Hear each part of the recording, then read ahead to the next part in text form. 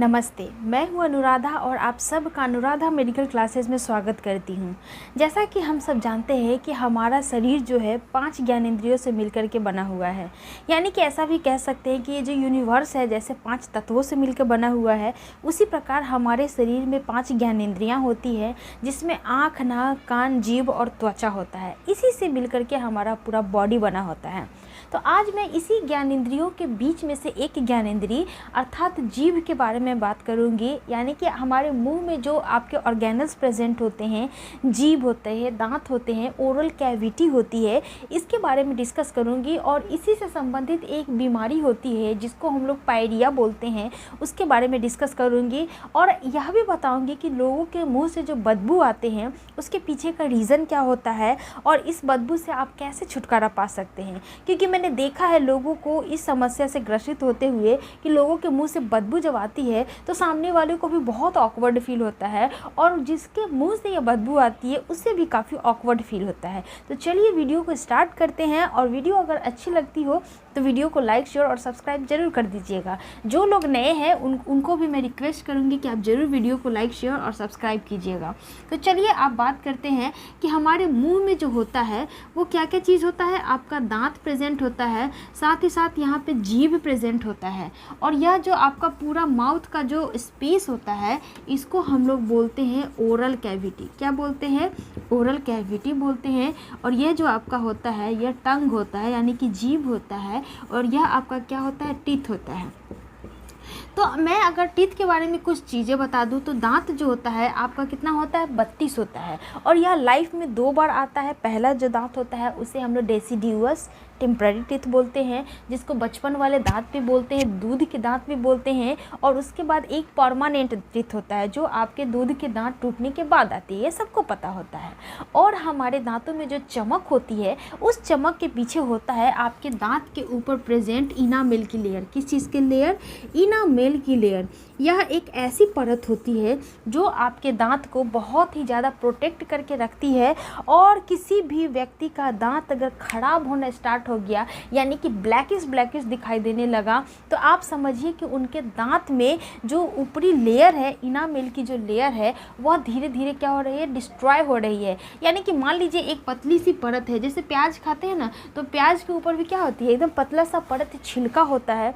उसी प्रकार हमारे दांतों में भी होता है, पतली सी लेयर होती है। और यह लेयर अगर धीरे से भी कहीं से रप्चर हो गया, कहीं से होल हो गया, तो हमारे मुंह में जो पैथोजेंस प्रेजेंट होते हैं, जो बैक्टीरिया प्रेजेंट होते हैं, वो कैसे एंटर करते हैं?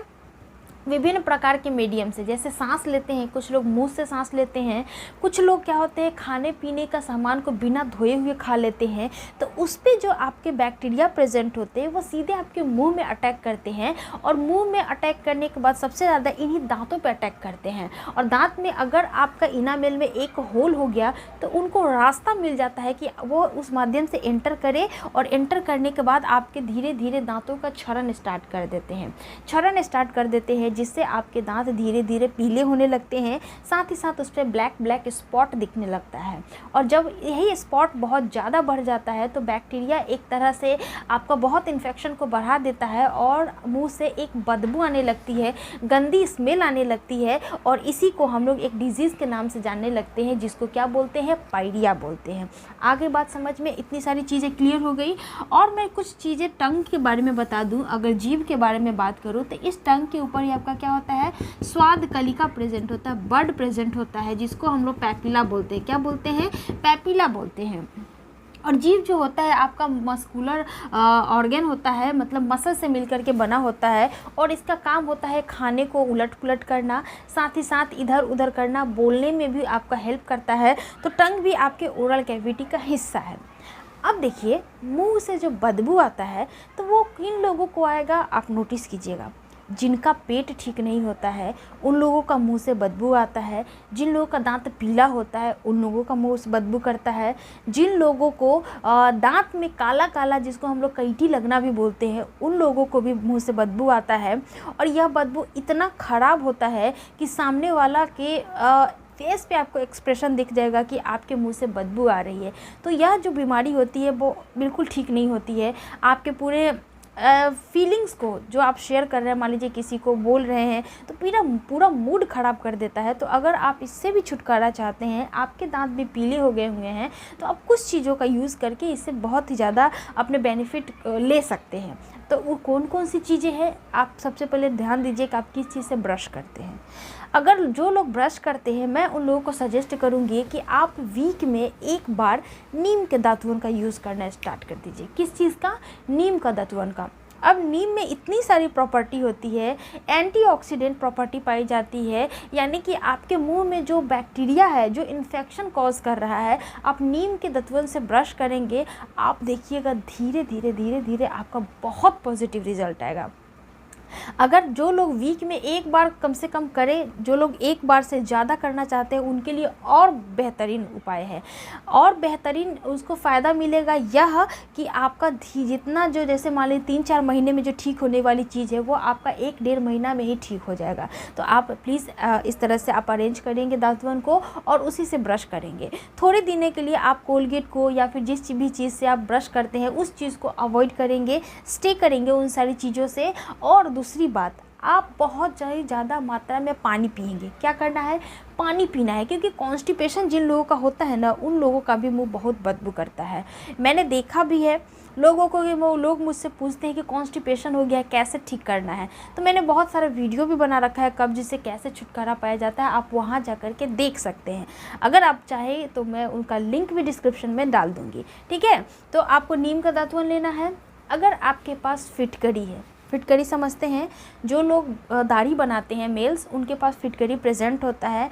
आप फ्रेश लेना चाहते हैं तो आप मार्केट से ले सकते हैं, बहुत कम कॉस्टली होता है, आपको सस्ते दाम में मिल जाएगा। तो उसका करना क्या है कि जिन लोगों का मुंह से बदबू आता है, ऑब्वियसली उनका दांत का प्रॉब्लम बहुत ज़्यादा होगा, तो उन लोगों में दांत भी दुखता है। तो जिन लोगों का दांत दर्द होता है, वो लोग फिटकरी से खाना खाने के तुरंत पहले, या फिर आपका पॉसिबिलिटी है कि आप सोने जा रहे हैं तो खाना खाने के बाद भी आप कर सकते हैं।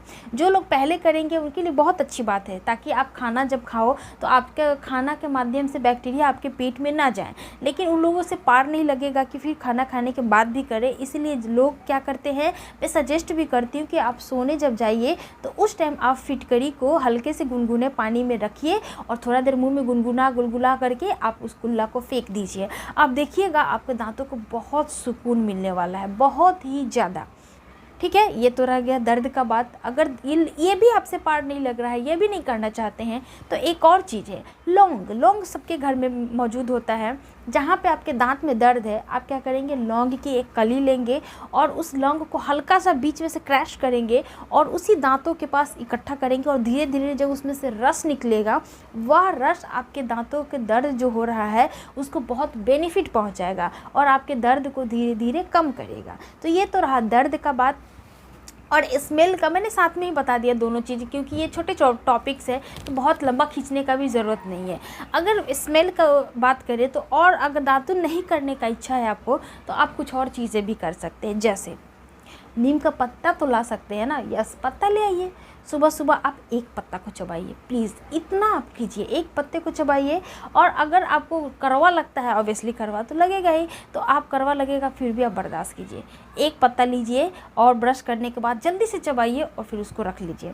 इसके अलावा आप पुदीना के पत्ता को भी चबा सकते हैं। आपको अगर इंस्टेंट रिलीफ चाहिए, आप चाहते हैं कि मैं कहीं अच्छा सा प्रेजेंटेशन देने जा रहा हूँ और मुंह में स्मेल आपका आता है, तो आप पुदीने का पत्ता को तोड़िए, मुंह में चबाइए, आपको बहुत अच्छी खुशबू आएगी। आप देखिएगा बदबू कब खुशबू में बदल जाएगी आपको पता नहीं चलेगा। लेकिन ये जो है ये इंस्टेंट चीज़ वाली है। आपको परमानेंट ठीक करना है तो आप जो नीम का मैंने पत्ता बताया है, ये सबसे बेस्ट उपाय है, आप इसका यूज़ कर सकते हैं। पहले के ज़माने में लोगों के दांत 80-90 साल तक जो होती थी, चमकता था, पूरा गन्ना को तोड़ करके खा लेते थे। अभी बच्चों का दांत में दर्द होने लगता है। इनफैक्ट हम लोग 20-30 के एज में भी देखते हैं लोगों को दांत की समस्या होती है। ये भला एज है जिसमें आपको समस्या होती थी। नहीं, ऐसा कुछ नहीं होना चाहिए था, लेकिन हमारे खान पान, रहन सहन, बहुत सारी चीज़ें इसको इफ़ेक्ट डाल रही है, जिसकी वजह से ये सारी प्रॉब्लम्स देखने को मिल रहा है। तो आप अपने आप को चाहते हैं कि आपके मुंह से जो बदबू आ रही है उससे छुटकारा मिले, तो आप इन सारी चीज़ों को फॉलो कीजिए, आपको बहुत ज़्यादा बेनिफिट मिलने वाली है। इससे अलावा कोई और डाउट्स है तो आप मुझे इंस्टाग्राम पे पर्सनली मैसेज कर सकते हैं, वहाँ पे मैं आपसे बातें करती हूँ और आपके सारे डाउट्स को क्लियर करती हूँ। तो चलिए मिलते हैं नेक्स्ट वीडियो में, लेकिन मैं उम्मीद करूँगी कि आप इस ट्रिक को अपनाएंगे और फिर मुझे बताएंगे कि आपको बेनिफिट मिला है या फिर नहीं मिला है। तो अपना ध्यान रखिएगा। तब तक के लिए मैं जल्दी ही आपके पास दूसरी वीडियो लेकर के आऊँगी एक नए टॉपिक के साथ। अपना ध्यान रखिए। जय हिंद।